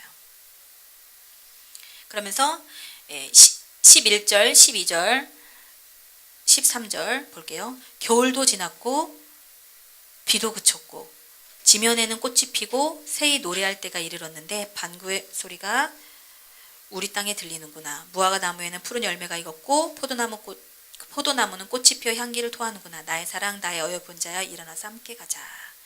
다시 한번 예수님께서 여러 가지 막 이유를 대시죠. 이랬고 겨울도 그쳤고 그러니까 다시 한번 또 가자고 또 초청하시는데, 겨울이 지났다는 것은요, 그 여인이 여태까지 그 예수님과의 교제 가운데 지나왔던 계절 중에 겨울은 뭐냐면 자기 자신이 검다는 거, 그리고 한번 예수님과 친밀함 대신에 사역을, 다른 이들의 사역을 택한 거, 자신의 어떤 그 연약함 속에서도 그 예수님이 그 자기의 그 겨울 시간 가운데서도 신실하게 자기 자신을 사랑하고 돌봐주셨던 예수님을 기억하고 있는 거예요. 그래서 과거의 주님이 어려운 시간에도 신실하셨다면 앞으로도 다가올 시련에 대해서도 여전히 신실하실 것이라는 것을 예수님 여인에게 말하고 있는 거예요. 이제 겨울도 지났고 그다음에 비도 그쳤고 지면에는 꽃이 피고 새가 노래할 때가 이르렀는데 비둘기의 소리가 우리 땅에서 울리는구나. 무화과 나무에는 푸른 열매가 익었고 포도나무에 꽃을 피워 향기를 토하는구나. 이 구절은 뭐냐면 추수의 계절이 다가오고 있다는 것을 말해주고 있어요. 포도나무에 꽃이 피는 것은요, 꽃이 진 다음에 이제 열매가 열리잖아요. 포도의 수확이 곧 시작될 것을 의미하고 있어요. 그리고 추수의 시간에 이스라엘에서는 비둘기들이 많이 운대요. 예. 그리고 무화과 나무에는 푸른 열매가 익었다는 것은 무화과 나무는 바로 익기 전에 그 색깔이 푸른색이에요. 예. 그래서 그 포도나무가 또 꽃을 피워 향기를 토한다는 것은 역시 추수가 얼마 남지 않았음을 가리키고 있는 거예요. 그래서 이 예수님이 여인에게 이제 추수의 시간이 다가오고 있다. 아까 목사님 시계 하셨잖아요. 네, 시계 보시면서 그 예수님이 다시 오실 그 시간의 임박성에 대해서 말했는데 예수님이 역시 그것을 말씀하고 계세요. 네, 역사상 가장 큰 부흥이 다가오고 있고 대추수가 얼마 남지 않았어요. 우리가 뭐 대부흥, 대추수 많이 얘기를 하는데 계속 예언들과 또 성경의 말씀들이 이루어지는 것을 보면 정말 얼마 남지 않은 것 같아요. 부흥의 때를 위해서 예수님이 여인을 또한 부르시는 거예요. 우리도 부흥의 때를 위해서 예수님이 계속 부르시는 음성들을 듣고 계시는 분들 계실 거예요. 그래서 우리는 그 주님의 음성이 초청하신 그 음성에 반응을 해야 될 시기예요. 여인은 어떻게 반응했는지 앞으로 보면 나오겠지만 또 계속 보겠습니다. 그래서 예수님이 또 무슨 비유를 하시냐면은 아가서 2장 14절에 바위 틈 낭떠러지 은밀한 곳에 있는 나의 비둘기야 나로 내 얼굴을 보게 하라. 내 소리를 듣게 하라. 내 소리는 부드럽고 내 얼굴은 아름답구나. 네. 이거 유명한 구절이죠. 제가 아가서를 몰랐을 때도 바위 틈이란 곳에서 좀 그 아름다운 정말 사랑 노래인 줄 알고 이거 예식장에서 많이 부르거든요. 이거 예식장에서 불러야 될 노래가 절대 아닌데 한번 볼게요. 바위 틈 낭떠러지 은밀한 곳이 어떤 곳인지. 네, 우리가 그 바위 틈은요. 바위는 예수님의 몸을 상징해요. 바위. 고린도전서 10장 4절에 보면은 이는 저희를 따르는 신령한 반석으로부터 마셨음에 그 반석은 곧 그리스도시라. 사무엘하 23장 3절에 보면은 이스라엘의 하나님이 말씀하시며 이스라엘의 바위가 내게 이르시기를. 이렇게 성경에서는 바위를요 예수님 자신을 상징하고 있어요. 틈이라는 것은요 예수님이 십자가 위에서 받으셨던 옆구리의 상처를 말해요. 바위 틈. 우리가 시적으로 표현하기 바위 틈 하면 되게 그 아름다운 장소에 아주 아름다운 절경을 상징하는데 사실은 예수님의 그 십자가의 그 상처를 말하고 있어요. 모세가 그 하나님을 대면할 때 하나님은 모세를 또 바위 틈에 숨기시는 것을 우리 볼 수 있거든요. 출애굽기 33장 21절에서 22절에 보면은 그 전반부에 보면 이렇게 나오죠. 모세가 하나님 주님의 영광을 되게 보여달라고. 그러니까 이제 하나님이 그래 보여줄게 하면서 뭐라고 말씀하시냐면 여호와께서 가라사대 보라 내 곁에 한 곳이 있으니 너는 그 반석 위에 섰으라. 내 영광이 지날 때에 내가 너를 반석 틈에 두고 내가 지나도록 내 손으로 너를 덮었다가. 그래서 이 영광이 임할 때요 하나님 너무나 거룩하시기 때문에 다 죽는다고 그랬잖아요. 그래서 내 영광을 너 실제로 보지 못하는데 어디다 숨기냐면 바위 틈에다. 반석 틈이라고 나왔죠. 반석 틈에다 모세를 또 감추세요. 이게 똑같은 의미인데요. 바위 틈은 거룩하신 하나님 안에 우리가 살 수 있는 유일한 장소예요. 그 예수님의 십자가. 네. 이게 너무 놀랍죠? 하나님이 심판으로부터 보호받고 감추어지는 장소를 의미해요. 예수님의 십자가. 그래서 바위 틈. 그리고 낭떠러지 은밀한 곳이라는 것이 있는데 이것은 예수님의 부활의 신비를 뜻해요. 낭떠러지라고 표현되어 있는데 다른 이제 성경에서 보면 영어로 보거나 다른 보면은 계단으로 나와요. 가파른 계단, 그다음에 오솔길, 가파른 오솔길. 그래서 그 야곱의 사닥다리를 상징하는 낭떠러진 야곱의 사닥다리를 상징하는데 하늘나라로 올라가는 비밀스러운 장소를 나타내고 있어요. 이것은 부활을 상징해요. 그래서 예수님의 십자가와 부활. 그래서 여인에게 이렇게 말하는 거예요. 너가 내게 죽음 그 십자가와 부활을 보면서 나랑 같이 가지 않을래? 이렇게 말씀하시는 거예요. 그래서 우리가 예수님의 죽으심과 부활하심을 신뢰하면서 하나님께 나아갈 때는요. 사실상 실제로 이 부활을 믿고 이 십자가를 믿는다면 두려움이 사라져요. 부활에 대한. 저희 이제 지난주 토요일 날 저희 엄마 기일이라서 같이 우리 가족들끼리만 모여가지고 예배를 드렸는데 그때 이제 목사님이 이 부활에 대해서 얘기를 했어요. 그래서 너희가 자는 자들의 예수 안에서 자는 자들에 대해서 알지 않기를 원치 않는다는 그 바울의 말씀을 같이 나누면서 소망은 부활이에요. 다시 육신으로 살아나는 거. 그랬을 때 죽음을 이길 수 있는 놀라운 그 능력이 부활 안에 있어요. 그러니까 우리가 죽은 사람들, 예수 안에서 죽은 사람들을 보면 슬퍼하지 않고 소망을 가질 수 있고 우리가 서로 위로를 받을 수 있는 것은 부활의 소망이 있기 때문에. 그리고 저 되게 소망이 되더라고요. 그 말씀이 되게 실제적으로 엄마가 돌아가셨지만 실제로 볼 수 있다는 그 소망. 우리가 예수님을 믿는 사람들이 가지고 있어야 될 가장 중요한 것 중에 하나가 부활이에요. 실제로 죽지만 실제로 다시 살아서 만날 수 있다는 그거. 이거 들으니까 진짜 그냥 예수 안에서 죽은 자들이 아니라 예수 밖에서 죽은 자들이 너무나 많잖아요. 그리고 앞으로도 그냥 예수님 없이 죽을 사람이 너무나 많고. 그래서 저희가 우리 가족들이 모여서 막 친척들 위해서 기도하고 막 외가 쪽 막 다 기도했거든요. 아무튼 그 부활을 실제적으로 믿게 되면요 두려움이 사라져요. 그러니까 이 예수님이 여인에게 너는 지금 바위 틈 그리고 그 예수님의 십자가 보호 아래 있고 부활의 그 비밀한 능력을 알고 있는 것이다. 그러면서 두려워하지 말고 나에게 나와와라 라고 말씀해 주시는 거예요. 그러면서 또 그곳에 있는 나의 비둘기야라고 말씀하시죠. 내 얼굴을 보게 하라. 내 소리는 부드럽고 내 얼굴 아름답구나. 계속 부드럽게 초청하고 계세요. 여인이 응답할 수 있도록 계속해서 설명하시면서 나랑 같이 일어나서 가자라고 말씀하시는 거예요. 그리고 아가서 2장 15절을 볼게요. 우리를 위하여 여우 곧 포도원을 허는 작은 여우를 잡으라. 우리의 포도원에 꽃이 피었음이니라. 여인은 예전에는 포도원을 가꾸지를 못했어요. 자기 포도원을 한 번은 실수가 있었죠. 그렇기 때문에 자기의 포도원을 자신이 이제 여인이 가꾸기 시작하는데 그 포도원에 그 허는 작은 여우가 있다는 걸 알았어요. 이 작은 여우는요, 우리 마음 안에 있는 작은 타협을 뜻해요. 두려움이 될 수 있고요.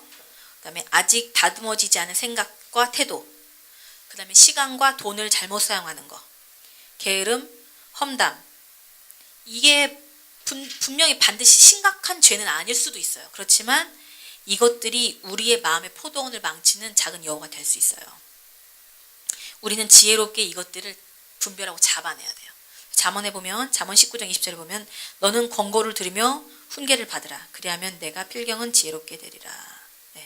이런 우리 안에 있는 작은 두려움, 그냥 우리가 쉽게 넘길 수 있는 부분이죠. 우리 생활 습관에서 작은 게으름, 그리고 시간과 돈을 잘못 사용하는 거, 그리고 남을 험담하고 그런 거, 이런 것들이 큰 죄는 아닌 것처럼 느껴질지 모르겠지만 예수님과의 관계에서 우리 마음의 포도원을 망치는 것이 될 수 있다는 거예요.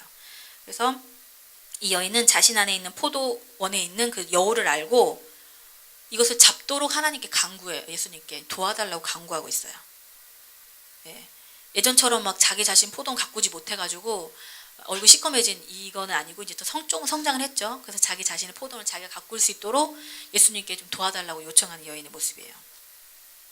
이 예수님이 여인의 이 포도원을 작은 여우를 잡아달라는 그 부탁을 듣고 그리스도의 몸 가운데서 요 작업을 계속 하고 계세요. 다음 구절에 보면 2장 16절 보겠습니다. 내 사랑하는 자는 내게 속하였고 나는 그에게 속하였도다. 그가 백합화 가운데서 양떼를 먹이는구나. 여인이 이제 다시 한번 자신의 정체성을 선포하는데 자기 자신 안에 있는 작은 여우가 있음에도 불구하고 뭐라고 표현하냐면 나의 사랑하는 자는 내게 속했다. 그러니까 예수님이 나에게 속해셨다는 거예요. 속해 있고 그리고 나 역시 그에게 속해 있다라고 인정하면서 왕의 연인이며 왕의 사랑을 받는 자임을 포기하지 않고 담대하게 선포하고 있는 장면이에요. 여기서도 이 구절도 보면 재밌는 게 이 구절이 두 번이 또 더 나와요. 찾아볼까요? 아가서 6장 3절 6장 3절 나는 나의 사랑하는 자에게 속하였고 나의 사랑하는 자는 내게 속하였다. 그가 백합화 가운데서 그 양떼를 먹이는구나. 네, 똑같은 구절인데 앞뒤가 조금 바뀌었죠.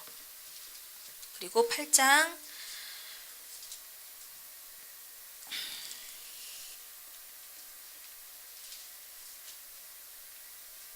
7장 10절에 보면 또 나와요. 7장 10절에 나는 나의 사랑하는 자에게 속하였구나. 그가 나를 사모하는구나. 이게 속하였다는 표현이 3번이 나오는데 첫 번째 표현이 2장 16절에 나오는 것이고 나머지 부분은 6장 3절에 나와요. 네, 이 차이점을 아시겠어요?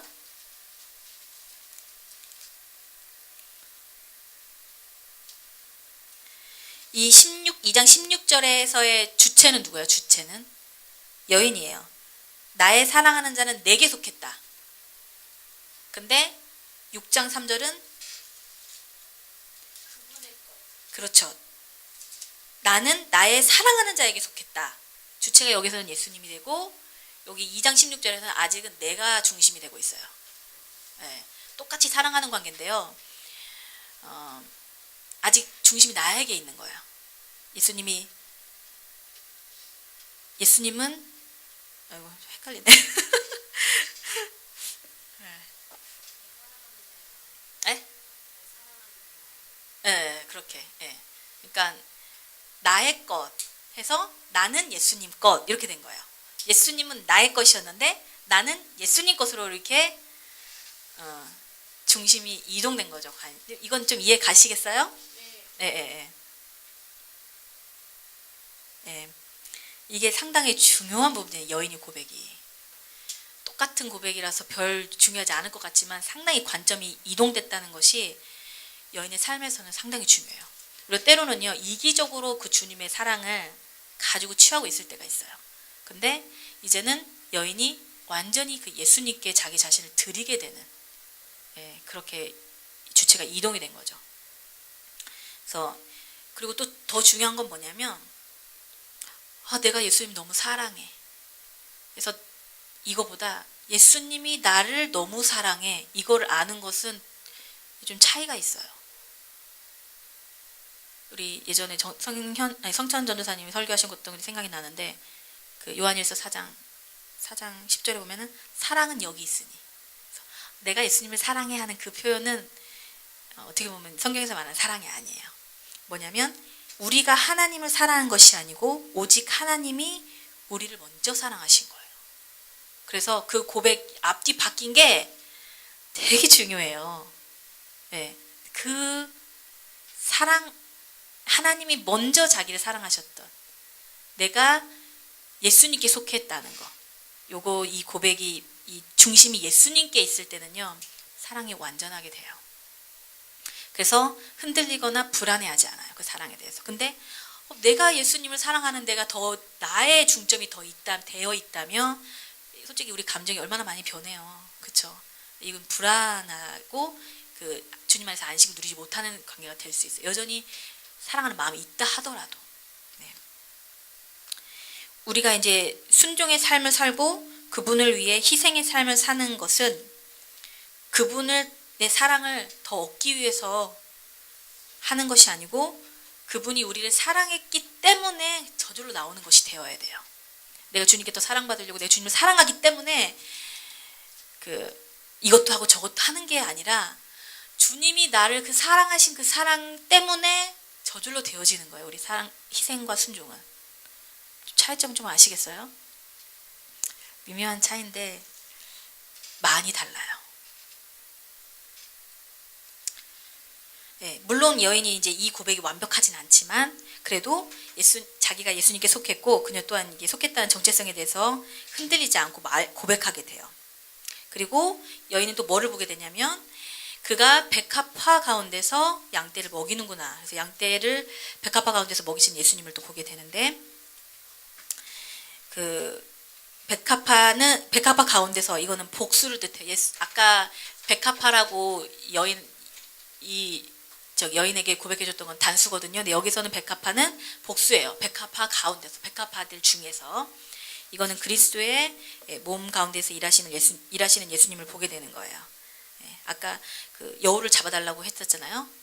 여인이 고백을 했던 것처럼. 근데 그리스도의 몸 가운데서 예수님이 이 일을 이루어 가시는 것들을 여인이 보게 되는 겁니다.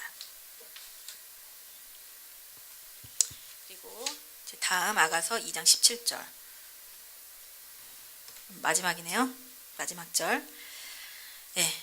나의 사랑하는 자야, 날이 기울고 날이 저물고 그림자가 사라지기 전에 베델산의 노루와 같이 어린 사슴과 같이 나에게로 돌아와 주세요. 여인이 이제 결국 응답을 해요. 일어나서 함께 가자. 예수님이 그 2장 8절부터 그 다스리시고 정복하신 예수님이 새로운 모습을 계시해 주시면서 쭉쭉쭉쭉쭉쭉 이렇게 제안하시잖아요. 초청하시잖아요. 계속 부드럽게 초청하시는데 결국 여인이 마지막 2장 17절에 응답을 해요. 응답은 뭐냐면 나 여기 있을 테니까 네, 다 돌아오세요. 갔다가 오세요. 난 여기 있을게요. 이게 이제 여인의 응답이었어요. 예. 그녀는 주님의 초청에 일어나기를 거절하고 남아있기를 선택해요. 예. 근데 이게 여기서도 중요한 건 뭐냐면 막 반항 이게 아니라 미성숙함 때문이야. 미성숙과 두려움 때문에 순종하지 못한 거예요. 일부러 막 반항하고 이런 태도가 아니라 미성숙함과 두려움 때문에 순종하지 못한 여인의 모습을 우리가 보게 돼요. 근데 예수님이 네, 우리의 그 의견을 존중하신다는 거예요. 우리가 예수님 비록 원하는 대답을 우리가 하지 못했잖아요. 그렇지만 반항이 아니라 우리의 어떤 미성숙함과 두려움 때문이었기 때문에 예수님이 우리의 의견을 존중하시는 거예요. 왜냐하면 예수님은요 자원하시는 사랑 원하시기 때문이에요. 자원하시는 사랑. 예. 그 때론 이 부분이 정말 괴로운 걸 수가 있어요. 제가 이제 사람들한테 많이 듣는 것 중에 하나가 왜 하나님이 우리에게 이 자유의지를 주셨느냐. 그냥 죄 안 짓게 하고 그냥 이렇게 하면 되지. 왜 굳이 자유의지라는 걸 주셔가지고 이렇게 사람을 힘들게 만드냐. 그런 거 많이 그 질문을 받았어요. 근데 제가 이게 묵상을 해보니까 이 자유의지를 주신 거는 진짜 하나님의 우리를 향한 그 사랑의 그 최고라고 해야 되나? 예. 우리의 사랑을 원하시는 하나님의 갈망이 그 자유의지 안에 담겨져 있어요. 진정한 사랑을 원하시는. 근데 주님도 얼마나 주시고 마음 많이 아프셨겠죠. 그런데도 진짜를 원하셨기 때문에. 근데 예수님의 사랑이 진짜이기 때문에 하나님이 진짜를 원하시는 거예요. 네. 그래서 여인이 이게 순종하지 못해 반응이 보일지라도 예수님은 막 우리를 막 협박하고 막 두렵게 하고 막 조종해가지고 순종을 이끌어내시는 분이 아니시고요. 이 의견을 존중하시면서 그 자유의지 안에서 그 자원하는 심령의 기초로 한 그 사랑을 주님께서 우리를 원하시는 거예요. 이거 되게 힘들어요. 시온이만 봐도 제가 항상 꼬시잖아요, 뭘로. 시온아, 이거 맛있는 거? 그렇게 꼬시고 싶은 게 있어요. 근데 하나님이 우리를 부르시는데 그냥 존중하시는 거, 우리의 선택을 존중하시면서 이끌어가시는 하나님의 사랑은 정말 완전한 그 사랑이에요. 네. 예수님께서는 우리가 이렇게 자라나고 있는 과정, 계속 우리가 자라나고 있잖아요. 때로 실수도 하고 넘어지기도 하고 잘하기도 하고 못하기도 하면서 그 자라나고 있는 과정 속에서 우리를 기뻐하시고 사랑하신다는 것을 우리가 알아야 돼요. 우리는 과정에 있기 때문에. 때로는 이런 여인이 순종하지 못하는 시간이 있다 할지라도 예수님이 절대 정죄하지 않으신다는 거예요. 우리가 그냥 일부러 반항하는 게 아니라면, 우리의 두려움과 미성숙함 때문에 우리가 그렇게 주님의 부르심에 응답하지 못한다 할지라도 예수님은 그 자라나는 모든 과정 가운데 우리를 사랑하시고 기뻐하신다는 거, 이것은 좀 기억해야 돼요. 우리가 많은 성도들이 하나님께서 화가 나 있다라는 그런 사단의 속임수에 갇혀 있어요. 하나님은 우리의 연약함을 보고 계시는 것이 아니라 모든 과정이 완성된 순결한 신부의 모습을 보고 계시는 거예요. 그러면서도 어린 신부기 때문에 부드럽게 계속 이끌어 가시는 두 가지 모습을 볼 수 있는데, 우리가 결국 그 거룩한 신부로서의 서는 것은요, 우리 힘으로 되는 게 아니에요. 우리가 주님을 바라볼 때, 주님께서 그렇게 이끌어 가시는 것들을 따라갈 때, 그것을 주님이 이루시게 되는 것을 우리가 보게 되는 거예요. 자연스럽게.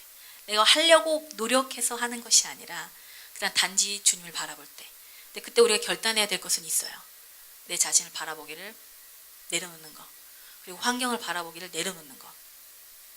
예, 이것이 우리가 가운데 있는 진짜 소망이에요. 소망은 우리가 하나님을 바라보는 거, 예배하는 거, 그거밖에 없어요. 예, 다시 구절로 돌아가서 보면 베데르산에서 어린 노루와 어린 사슴 같아요라 라는 말씀이 있는데, 베데르는 히브리 말로 분리를 뜻해요. 여인이 이제 주님이 이제 산으로, 주님은 이렇게 막 통치하고 정복하시고 가난한 자들, 억누린 자들, 고통 가운데 있는 자들을 구하러 가셔야 돼요. 근데 주님이 산으로 가시길 알았기 때문에 주님과 분리될 것을 어느 정도 여인이 알고 있었어요. 하지만 이제 여인은 내 사랑하는 자야 라고 말하면서 그 연약함에도 불구하고 자신의 불순종의 상태를 선택하는 것을, 그 과정에서도 주님을 사랑하는 자로 고백하여 예수님을 향한 자신의 사랑이 거짓되지 않다는 것을 다시 한번 말하고 있어요. 그래서 여기까지 이제 2장 17절까지 오늘 이제 큰 스토리를 하나를 또 넘겼는데, 가장 중요한 것은 왜 그 주님이 그 침실이 아닌 위험의 장소로 이 여인을 옮기셨을까 하는 그거잖아요. 그것에 대해서 다시 한 번만 조금 강조하고 마칠게요. 왜 주님이 고통을 우리 사랑 가운데 허락하시는가? 그리고 이미 주님이 그것들을 다 이미 이루신 주님이시잖아요. 십자가를 통해서. 예. 그래서 왜 근데 다시 주님과의 관계가 시작되면서 왜 그 고통을 다시 우리의 사랑하는 그 관계 가운데 고통의 그 시간을 주님께서 허락하시냐면은 그 두 가지 이유를 한번 찾아볼게요. 첫 번째로는 예수님 우리에게 계시해 주시고 싶으신 게 있어요.